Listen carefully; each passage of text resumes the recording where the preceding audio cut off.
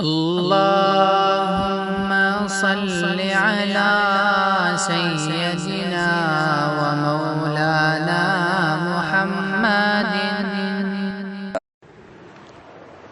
حضرت محمد صلی اللہ علیہ وسلم کی سیرت کے تعلق سے بات ہو رہی تھی، ان صحاباؤں کا اور ان مسلمانوں کا ذکر ہو رہا تھا جن کا مکہ میں کوئی خاندان، قبیلہ یا ان کا کوئی بیک سپورٹر کوئی نہیں تھا۔ ان کے اوپر مشرکین اور کفار نے بڑا ظلم ڈھایا۔ ان میں حضرت بلال حبشی، عمار ابن یاسر، صہیب رومی، خباب ابن ارت، اس طرح کے صحاباؤں کا ذکر پچھلی مجلس میں ہوا ہے۔ اب کچھ اور صحابہ کا ذکر کرنا چاہتا ہوں۔ حضرت ابو فقیہہ جوہنی رضی اللہ تعالیٰ عنہ، یہ وہ صحابی ہیں، یہ بھی ایک غلام تھے، صفوان ابن امیہ کے غلام تھے۔ ان کا اصل نام یسار تھا، ان کی کنیت ہے ابو فقیہہ، اور اپنے کنیت سے ہی مشہور ہو گئے۔ جیسے حضرت ابو بکر کا نام پوچھے تو کسی کو نام معلوم نہیں، ابو بکر سے کیا ہو گئے، مشہور ہو گئے۔ ان کا نام ابو بکر نہیں تھا، ان کا نام تو عبداللہ تھا۔ ایسے ابو فقیہہ نام یسار تھا، ابو فقیہہ سے مشہور ہو گئے۔ یہ صفوان ابن امیہ کے غلام تھے۔ امیہ بن خلف یہ ان کے اوپر بہت ظلم کرتا تھا، حضرت ابو فقیہہ رضی اللہ تعالی عنہ پر پیروں میں رسی باندھ کر کے گھسیٹواتا تھا راستوں میں، اور کبھی بیڑیاں پہناتا تھا راستے میں، اور گھسیٹ کر کے ریتیلی زمین جو گرم ہوتی تھی دوپہر کے وقت میں، جلتی ہوئی سے ریت پر الٹا لٹا کر کے ان کے پشت پر بھاری پتھر رکھواتا تھا۔ اس طرح سے ان کے اوپر ظلم ہوتا تھا۔ کبھی کبھی تو اتنی تکلیف انہیں ہوتی تھی وہ بے ہوش ہو جاتے تھے، ہوش ہی نہیں رہتا تھا، انہیں خبر ہی نہیں رہتی تھی، اس طرح سے ان کے اوپر تکلیف ہوتی تھی۔ ایک مرتبہ ایسے ہی امیہ بن خلف جلتی ہوئی زمین پر، ریتیلی زمین پر الٹا لٹا کر کے ظلم کر رہا تھا کہ امیہ بن خلف کا ابی بن خلف اس کا بھائی ہے، امیہ بن خلف کا بھائی ابی بن خلف، وہ وہاں سے گزرتے ہوئے اس نے کہا، بجائے یہ کہ اس کے اوپر رحم کرتا، حضرت ابو فقیہہ پر کہنے لگا اپنے بھائی سے، اسے اس کا گلا گھونٹ دو، زور سے اس کے گلا گھونٹ دو، اس طرح سے کہنے لگا۔ تو اس طرح حضرت ابو فقیہہ پر ظلم ہو رہا تھا۔ ایک مرتبہ اسی طرح ان کے اوپر ظلم کے پہاڑ توڑے جا رہے تھے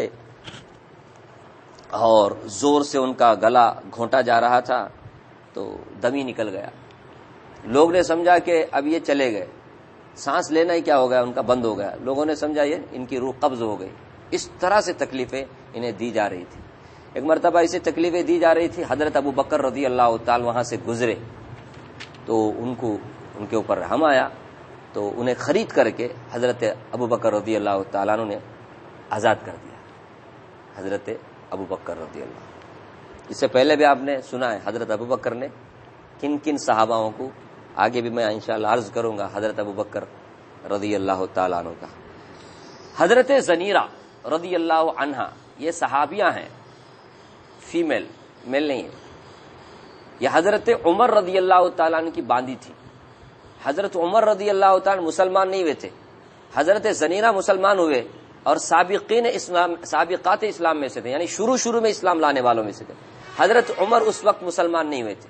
حضرت عمر حضرت زنیرہ جو اپنی باندی تھی، اسلام لانے کی وجہ سے حضرت زنیرہ پر ظلم کرتے تھے حضرت عمر۔ کبھی کبھی تو ابو جہل بھی ان کو ستاتا تھا، کڑوی کسیلی باتیں کہتا تھا۔ حضرت عمر کبھی کبھی اتنا مارتے تھے حضرت زنیرہ رضی اللہ عنہ کو کہ وہ بے ہوش آ جاتی تھی، اور یہ مار کر کے تھک جاتے تھے، مارنے والے تھک جاتے تھے، حضرت عمر جیسا اتنی تکلیفیں دی جاتی تھی۔ ابو جہل اور کفار اور مشرکین کے جو بڑے بڑے سردار گرو گھنٹال تھے، ایک مرتبہ حضرت زنیرہ رضی اللہ تعالی عنہ کو دیکھ کر کے کہا، اگر اسلام میں کوئی بھلائی ہوتی، اسلام حق ہوتا، اسلام میں کوئی خیر اگر ہوتی، تو پھر ہم سے پہلے یہ زنیرہ جیسی باندی، غلام، یہ پٹیچر جیسے لوگ مسلمان نہ ہوتے۔ نہیں سمجھے؟ اسلام میں اگر خیر ہوتی تو پھر اس طرح کے باندیاں اسلام میں سبقت نہ لے جاتے اور ہم پیچھے نہ رہتے. اللہ رب العالمین کو اس پر اللہ تعالیٰ نے آیت نازل فرمایا وقال الذین کفروا. آپ نے شان نزول سے پہلے تفسیر میں سنا ہے، 26ویں پارے میں ہے سورہ احقاف میں. وقال الذین کفروا للذین آمنوا لو کان خیرا ما سبقونا الیہ. اللہ تعالیٰ نے فرمایا یہ کافر کہتے ہیں مومنوں سے لو کان خیرا ما سبقونا الیہ، اگر اسلام خیر ہوتا ما سبقونا الیہ تو ہمارے مقابلے میں یہ غریب اور فقیر مسلمان سبقت نہ لے جاتے. یہ غریب مسلمانوں کا مسلمان ہونا ہی اسلام کے باطل ہونے کی نشانی ہے. اگر سچا ہوتا یہ اسلام تو ہمارے جیسے بڑے بڑے مالدار سردار قسم کے لوگ کیا ہوتے، اسلام لانے میں آگے ہوتے. ایسا کہا. بات سمجھ میں؟ حق اور باطل کو پہچاننے کیا ان لوگوں نے کیسا معیار بنایا دیکھو. حالانکہ آپ کو معلوم ہے کہ جتنے عمرا اور بڑے بڑے جو مالدار قسم کے لوگ نبیوں کی مخالفت جو کرتے ہیں وہ مخالفت اس وجہ سے نہیں کرتے کہ اسلام، بلکہ غرور اور تکبر کی وجہ سے کیا کرتے تھے وہ.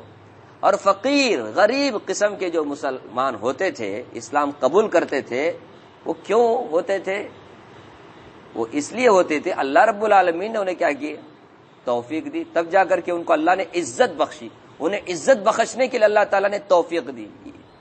یہ حق اور باطل کی نشانی نہیں ہے کہ مالدار مسلمان نہیں ہوئے غریب مسلمان ہوئے تو اس کا مطلب اسلام کیا ہے، باطل ہے.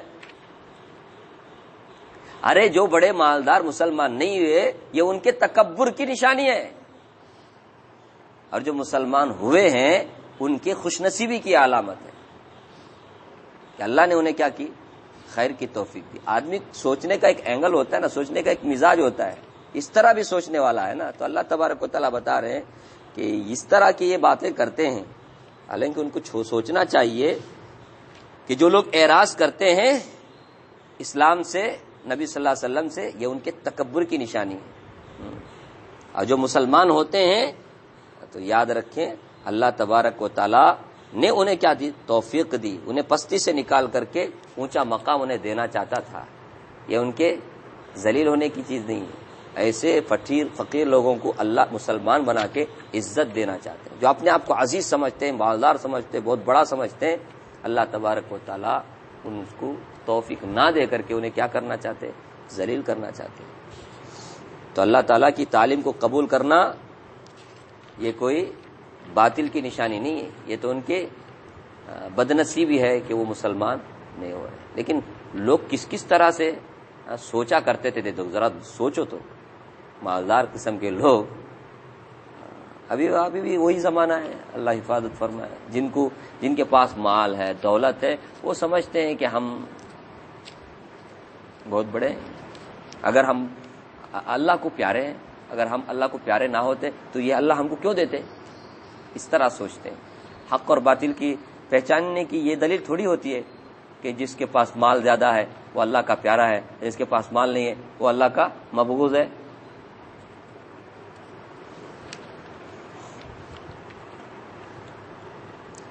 جو لوگ حق سے اعراض کرتے ہیں وہ حق والوں کے سامنے کیا ہوتے ہیں، ذلیل ہوتے ہیں. اللہ کے سامنے بھی کیا ہوتے ہیں، ذلیل ہوتے ہیں. اب ایسا بھی نہیں ہے نا کہ مسلمان جتنے بھی ہوئے سب کے سب غریب مسلمان ہوئے. کتنے کی مالدار مسلمان بھی ہوئے نا، حضرت ابو بکر، حضرت عثمان، حضرت عبد الرحمن بن عوف، تو وہ مسلمان ہوئے. تو ایسے میں ان کا مسلمان ہونا سونے پہ سہاگا، 4 چاند لگ گئے. مسلمان ایک تو مسلمان، اور دوسری بات وہ دنیا میں مالدار بھی تھے. اللہ نے انہیں اعزاز بخشا دنیا میں بھی اور آخرت میں بھی. تو غریب امیر یہ جو فرق کیا جا رہا ہے یہ سب ان لوگوں کے نظریات ہیں جو مال اور دولت سے محبت رکھتے ہیں. جو لوگ مال اور دولت سے، عہدہ منصب سے محبت رکھتے ہیں وہ لوگ اس طرح کی ذہنیت رکھتے ہیں کہ جو مالدار ہے وہ صحیح ہے، جو مالدار نہیں ہے وہ غلط ہے. خیر، حضرت زنیرہ رضی اللہ تعالیٰ عنہ کا تذکرہ ہو رہا تھا. یہ مصیبتوں میں گرفتار تھیں، ان کے اوپر ظلم ہو رہا تھا. اتنا ظلم ہو رہا تھا کہ حضرت زنیرہ رضی اللہ عنہا کی آنکھیں چلی گئیں. آنکھوں کی روشنی چلی گئی، اتنا ان کے اوپر ظلم ہو رہا تھا۔ جب آنکھیں چلی گئی تو کفار نے، مشرکین نے تانا دینا شروع کر دیا اور کہا کہ لات اور عزا یہ بہت بڑے بت تھے، لات اور عزا بڑے بڑے بتوں کے نام ہیں، یہ اس کی پوجا پاٹ کیا کرتے تھے کفار اور مشرکین۔ تو کہنے لگے لات اور عزا نے اسے اندھا کر دیا، کیونکہ اس نے لات اور عزا کو چھوڑ کر کے حضرت محمد صلی اللہ علیہ وسلم کی بات ماننے لگی، اس لیے لات اور عزا ان دو بتوں نے اسے کیا کر دیا، اندھا کر دیا۔ تو حضرت زنینہ نے کہا، ایمان بھرا جملہ کہا لات اور عزا کو تو یہ بھی پتا نہیں ہے کہ اس کی کون پوجا کرنے والے ہیں، ان کو تو یہ بھی خبر نہیں ان کی کون پوجا کرنے والا ہے، یہ تو اللہ کے منشے سے ایسا ہوا ہے، وہ اللہ چاہے تو مجھے وہ بینائی عطا کر سکتا ہے، میرے آنکھوں میں روشنی عطا کر سکتا ہے، اس اللہ کے لیے کیا مشکل ہے، اس اللہ کے منشے سے کیا ہوا ہے، یہ میرے آنکھوں کی روشنی چلی گئی۔ اللہ کی قدرت کا کرشمہ دیکھیے، رات کو سوئی صبح میں اٹھی تو بینا ہو گئی، یعنی آنکھیں دکھنے لگی، آنکھوں کی روشنی اللہ تعالیٰ نے واپس کر دی۔ تو کفار نے کیا کہنا، کفار نے کیا کہا معلوم، ہاں حضرت محمد صلی اللہ علیہ وسلم نے جادو کر دیا، اس کے لیے کیا ہو گیا، آنکھوں کی روشنی آ گئی۔ سوچو تو کس طرح سے وہ حق کی مخالفت کرتے تھے، سوچنے کا دیکھو نا کیسا انداز ہے۔ اچھے لوگ ہوتے تو کیا بولتے، اللہ، جیسا کہ آپ سن رہے ہیں، اللہ کی قدرت کا کرشمہ، دینے والے لینے والے اللہ ہیں، لیکن جن لوگوں کی ذہنیت گندی ہوتی ہے وہ اس طرح سوچتے ہیں، حضرت محمد صلی اللہ علیہ وسلم نے جادو کر دیا، اس کے لیے اچھی ہو گئی۔ حضرت ابوبکر صدیق رضی اللہ تعالیٰ عنہ نے ان کو بھی کیا کیا، خرید کر کے آزاد کر دیا۔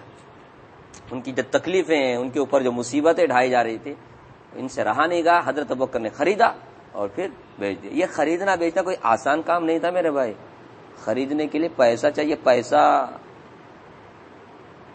حضرت ابو قحافہ، حضرت ابوبکر رضی اللہ عنہ کے ابا، مسلمان نہیں ہوئے تھے، بعد میں مسلمان ہوئے۔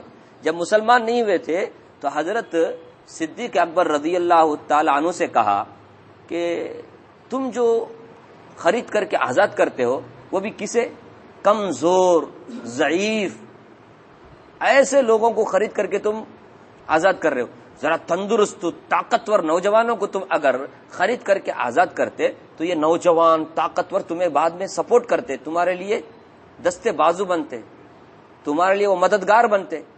یہ کمزوروں کو تم آزاد کر کے جو خرید کر کے آزاد کر رہے، اس کا فائدہ کیا ہے؟ تو حضرت ابوبکر رضی اللہ تعالی عنہ نے فرمایا، میں جس کے لیے آزاد کر رہا ہوں نا وہ میرے دل میں ہے، مجھے بتانے کی ضرورت نہیں، میں جس کے لیے، ظاہر بات ہے کون ہے وہ، اللہ۔ اسی پر اللہ تبارک و تعالیٰ نے یہ آیت نازل فرمائی، سورہ یسرا پڑھتے ہیں واللیل، سورہ واللیل میں، فَأَمَّا مَنْ أَعْطَى وَاتَّقَى وَصَدَّقَ بِالْحُسْنَى فَسَنُيَسِّرُهُ لِلْيُسْرَى وَأَمَّا مَنْ بَخِلَ وَاسْتَغْنَى وَكَذَّبَ بِالْحُسْنَى فَسَنُيَسِّرُهُ لِلْعُسْرَى وَمَا يُغْنِي عَنْهُ مَالُهُ إِذَا تَرَدَّى إِنَّ عَلَيْنَا لَلْهُدَى وَإِنَّ لَنَا لَلْآخِرَةَ وَالْأُولَى فَأَنذَرْتُكُمْ نَارًا تَلَظَّى لَا يَصْلَاهَا إِلَّا الْأَشْقَى الَّذِي كَذَّبَ وَتَوَلَّى وَسَيُجَنَّبُهَا الْأَتْقَى الَّذِي يُؤْتِي مَالَهُ يَتَزَكَّى وما لأحد عنده من نعمة تجزى إلا ابتغاء وجه ربه الأعلى ولسوف يرضى۔ یہ سورہ لیل کی آیتیں میں نے پڑھی، اس میں جو اتقا فرمایا نا، وسيجنبها الاتقى، یہ اتقا کا معنی کیا ہے، پرہیزگار، سب سے زیادہ اللہ سے ڈرنے والا۔ اس اتقا سے کون مراد ہے؟ تمام مفسرین کا اجماع ہے اس سے مراد حضرت ابوبکر صدیق رضی اللہ تعالی، ان کے اوصاف اس میں گنائے گئے ہیں۔ فَأَمَّا مَنْ أَعْطَى، بھلا وہ آدمی جس نے دیا اللہ کے راستے پر، خوب خرچ کیا اللہ کے راستے پر، وَصَدَّقَ بِالْحُسْنَى، اور اسلام کو کیا کیا، اس نے اس کی تصدیق کی، وَصَدَّقَ بِالْحُسْنَى فَسَنُيَسِّرُهُ لِلْيُسْرَى، ہم اسے کیا کر دیں گے، جنت کے اعمال کا راستہ آسان کر دیں گے۔ اس کے مقابلے میں اگر کسی نے بخالت کی تو اور اسی طرح اسلام کو جھٹلایا تو اس کے لیے تو ہم آسان کر دیں گے جہنم میں پہنچنے کا راستہ، کہ وہ آسانی سے جہنم میں پہنچ جائے گا۔ اس کے بعد اللہ تبارک و تعالیٰ نے جہنم کے بارے میں فرمایا، وَسَيُجَنَّبُهَا الْأَتْقَى، اس جہنم سے ہم بچائیں گے الاتقا، جو سب سے زیادہ اللہ سے ڈرنے والا ہے۔ وہ کون ہے؟ حضرت ابوبکر رضی اللہ تعالیٰ، سب سے زیادہ ڈرنے والے۔ اب سوچو نا، سب سے زیادہ ڈرنے والے فرمایا الذی یؤتی مالہ یتزکا، یہ وہ ہے جس نے اپنے مال کو پاک کرنے کے لیے کیا کیا، اللہ کے یہاں پاک بننے کے لیے اس نے کیا کیا، خرچ کر دیا اللہ کے یہاں مقام پانے کے لیے. وما لأحد عنده من نعمت تجزا، اور فرمایا خدا کے راہ میں وہ دیتا ہے اپنا مال اور اس کے ذمے کسی کا احسان نہیں ہے کہ اس کا بدلہ چکانے کے لیے دے رہا ہو. پھر کیوں دے رہا ہے؟ الا ابتغاء وجہ ربہ الاعلی، صرف اللہ رب العالمین کی رضامندی حاصل کرنے کے لیے خرچ کر رہا ہے. وَلَسَوْفَ يَرْضَى، ان قریب اللہ اسے خوش ہوں گے اور اسے خوش کر دیں گے بدلہ دے کر کے. مفسرین کہتے ہیں اس سے مراد حضرت ابوبکر صدیق رضی اللہ عنہ اتقا. اور آپ نے پرسوں بھی سنا نا، ان اکرمکم عند اللہ اتقاکم، اللہ کے نزدیک تم میں سب سے زیادہ عزت دار وہ ہے جو سب سے زیادہ اللہ سے ڈرتا ہے. اب اس سے مراد کون ہے؟ جب اتقا اللہ نے ایک جگہ خود فرمایا حضرت ابوبکر کو، تو سب سے زیادہ کیا ہو گئے؟ ابوبکر معزز ہو گئے اللہ کے نزدیک. اسی لیے علماء نے لکھا ہے انبیاء کے بعد سب سے بڑا مقام اگر کسی کا ہے تو کون ہے؟ حضرت ابوبکر رضی اللہ عنہ. کہ معمولی مقام ہے، انبیاء کے بعد میں سب سے بڑا مقام حضرت صدیق اکبر رضی اللہ تعالی عنہ کا ہے. سب سے افضل تھے وہ. انہوں نے شروع سے لے کر آخر تک بھی اسلام پر خرچ کیا، بڑے مالدار تھے. 40,000 درہم ان نے 13 سال میں خرچ کر دیا. ہجرت کے سفر میں، مسجد نبوی کی زمین کی خریداری میں بھی حضرت ابوبکر نے اپنا مال لگایا. ایک وہ وقت بھی آیا کہ پہننے کے لیے کپڑا نہیں تھا، کمبل پہن کر کے آئے نبی صلی اللہ علیہ وسلم کے پاس میں، اور گھر میں کچھ بھی نہیں تھا، سب کچھ خرچ کر دیا. اور کہنے لگے رسول اللہ صلی اللہ علیہ وسلم سے، یا رسول اللہ میں اللہ سے اس حال میں بھی راضی ہوں. کیا ایکٹنگ نہیں، ایکٹنگ کہتے تو اللہ تعالیٰ آیت نازل کر دیتا. ہم سننے میں ہم کو کیا لگتا ہے ایکٹنگ کرنا، ایکٹنگ صحابہ کرتے نہیں تھے، ایکٹنگ ہم کرتے ہیں. تو کہا اے اللہ میں اس پر بھی راضی ہوں. کچھ بھی نہیں ہے، کمبل میں کانٹے چوبو کر کے، وہ بھی بٹن بھی نہیں ہے، کمبل اوڑھ کر کے آئے، کپڑا بھی نہیں تھا، سب کچھ خرچ کر دیا. اسی لیے انبیاء کے بعد سب سے بڑا مقام حضرت ابوبکر صدیق رضی اللہ تعالیٰ. تو حضرت ابوبکر صدیق نے اس طرح بے شمار صحابہ کو خرید کر کے کیا کیا، خرچ کیا. اب اس سلسلے میں نام بھی لکھے ہیں سیرت کی کتابوں میں کہ حضرت ابوبکر صدیق رضی اللہ تعالیٰ عنہ نے کن کن صحابہ کو خرید کر کے آزاد کیا. حضرت بلال ہیں، حضرت ابو فقیہہ ہیں، عامر ابن فہیرہ ہیں، زنیرہ ہیں، نہدیہ ہیں، نہدیہ کی بیٹی ہیں، اور لبینہ ہیں، اور ام عبیس ہیں. ان سب کو ابوبکر رضی اللہ تعالیٰ عنہ نے خرید کر کے آزاد کر دیا. اس پر اللہ تبارک و تعالیٰ نے یہ آیتیں نازل فرمائی جو سورہ لیل کی. خیر، یہ وہ صحابہ ہیں جن کا کوئی بیک سپورٹ نہیں تھا، جن کا خاندان قبیلہ مکہ میں نہیں تھا. ان کے اوپر تو کفار نے ظلم کیا. ان کے علاوہ ان مسلمانوں پر بھی ظلم ڈھایا جو مسلمان عزت و وجاہت رکھتے تھے، مالدار تھے. ان کے اوپر بھی مشرکین نے کیا کیا، ظلم کیا. لیکن ان میں سے کسی مسلمان نے تکلیفوں سے بے برداشتہ ہو کر کے کنٹرول سے باہر ہو گیا اور اسلام سے پھر گئے، ایسا کبھی نہیں ہوا. کسی نے بھی ایک قدم پیچھے نہیں ہٹا. مر گئے تکلیفوں میں، شہید ہو گئے، لیکن کسی نے بھی اسلام سے نہیں پھرا. کوئی اسلام سے پھرا نہیں، سب کے سب اسلام کے لیے اپنے جان کو دے دیا، اللہ کے لیے اپنی جان دے دی. یہ قدم بھی پیچھے نہیں ہٹے. سختیاں صعوبتیں جھیلتے ہوئے مر گئے، اسلام سے نہیں پھرے. تو میں عرض کر رہا تھا مشرکین نے صرف غریب مسلمانوں پہ نہیں، عزت وجاہت مالداری رکھنے والے صحاباؤں پر بھی ظلم کیا. ان میں حضرت عثمان رضی اللہ تعالیٰ عنہ کا نام آتا ہے. حضرت عثمان بہت بڑے مالدار صحابی تھے. یہ جب مسلمان ہوئے تو ان کے چچا کیا نام تھا، حاکم ابن ابو العاص، اس نے حضرت عثمان کو رسی سے باندھ کر کے رکھا اور مارتا تھا اور کہتا تھا کہ اسلام سے پھر جا. حضرت عثمان رضی اللہ تعالیٰ عنہ نے کہا کہ نہیں، میں کبھی بھی کیا نہیں کر سکتا، اسلام سے پھر نہیں سکتا. خدا کی قسم کھا کر کے کہا میں اس دین کو کبھی نہیں چھوڑوں گا اور نہ کبھی اس دین اسلام سے علیحدہ ہوں گا. اس حاکم ابن ابو العاص جو ان کا چچا تھا تھک ہار کر کے بعد میں حضرت عثمان کو چھوڑ دیا. تو مالداروں کے ساتھ بھی ہوا ہے, صرف غریب صحاباؤں پر نہیں. اسی طرح حضرت زبیر ابن عوام رضی اللہ تعالیٰ عنہ, یہ بھی عزت وجاہت رکھنے والے, خاندان قبیلہ رکھنے والے مسلمان تھے, ان کے ساتھ بھی ظلم ہوا. ان کے بھی چچا نے کیا کیا, ان کو ایک بوریے میں لپیٹ کر کے دھواں دیتا تھا, بوریے میں لپیٹ کر کے دھواں دیتا تھا تاکہ دم گھٹ کر کے کیا ہو جائے, حضرت زبیر مر جائے. اس طرح ان کے اوپر بھی ظلم ہوا. مگر حضرت زبیر رضی اللہ تعالیٰ عنہ نے بھی کہا لا اکفر ابدا, میں کبھی بھی کفر نہیں کروں گا, مر جاؤں گا لیکن اسلام سے نہیں پھروں گا. یہ ہے صحابہ. حضرت عمر رضی اللہ تعالیٰ کی بہن بھی سعید ابن زید, یہ عشر مبشرہ میں سے ہیں, سعید ابن زید. تو حضرت عمر رضی اللہ تعالیٰ عنہ نے کتنی تکلیف دی اپنے بہنوی کو. جب مسلمان نہیں ہوئے تھے حضرت عمر, تو اس موقع پہ حضرت سعید ابن زید جو ان کے بہنوی ہیں ان کے اوپر بہت ظلم ڈھایا, لیکن انہوں نے بھی اسلام سے نہیں پھرا. رسیوں سے باندھ کر کے مارتے تھے لیکن اسلام سے نہیں پھرا. خالد ابن سعید کا نام آتا ہے, جب اسلام لائے تو باپ نے اس قدر مارا, سر زخمی ہو گیا, کھانا پینا بند کر دیا, لیکن خالد ابن سعید نے اسلام نہیں چھوڑا. اسی طرح حضرت ابوبکر رضی اللہ تعالیٰ, حضرت طلحہ رضی اللہ تعالیٰ, یہ وہ صحابہ ہیں جن کے بارے میں ابھی آپ نے سنا. حضرت ابوبکر مشہور صحابی, وہ مسلمان ہوئے تو ان کو بھی نہیں چھوڑا گیا. دونوں کو ساتھ میں, حضرت طلحہ کو بھی حضرت ابوبکر کو بھی, نوفل ابن خویلد نے جو قریش کے شیر کہلاتے تھے, دونوں کو پکڑ کر کے ایک رسی میں باندھا. دونوں کو, حضرت ابوبکر کو بھی حضرت طلحہ کو بھی ایک رسی سے باندھ کر کے انہیں تکلیف دی.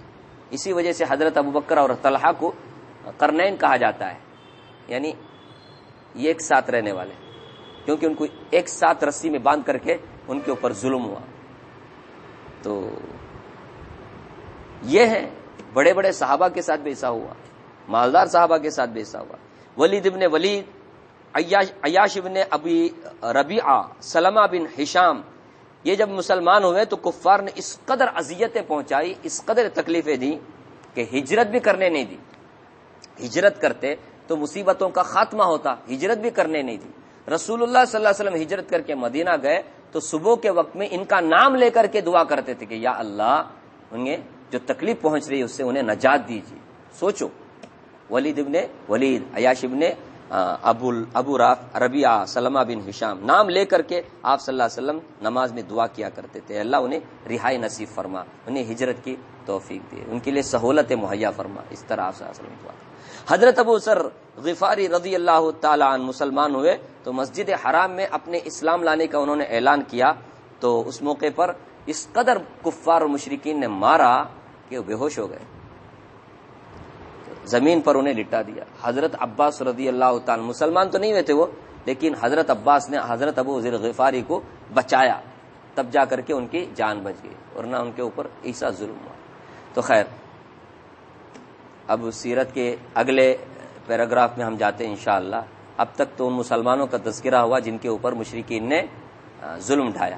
اب آئندہ رسول اللہ صلی اللہ تعالیٰ علیہ وسلم کی زندگی سے متعلق آپ انشاءاللہ باتیں سنیں گے. آپ صلی اللہ علیہ وسلم ابھی مکے میں ہیں, مکی زندگی پر بات ہو رہی ہے, اس کے بعد ہجرت کی بھی بات آئے گی. ابھی معراج کا اور شق القمر, چاند کے 2 ٹکڑے ہونے کا, یہ سب تذکرہ انشاءاللہ آئندہ ہفتہ آپ کے سامنے آئے گا. اللہ تعالیٰ مجھے بھی آپ کو بھی نبی صلی اللہ علیہ وسلم کی سیرت طیبہ پڑھ کر کے اس سے سبق لینے کی ہم سب کو توفیق دے.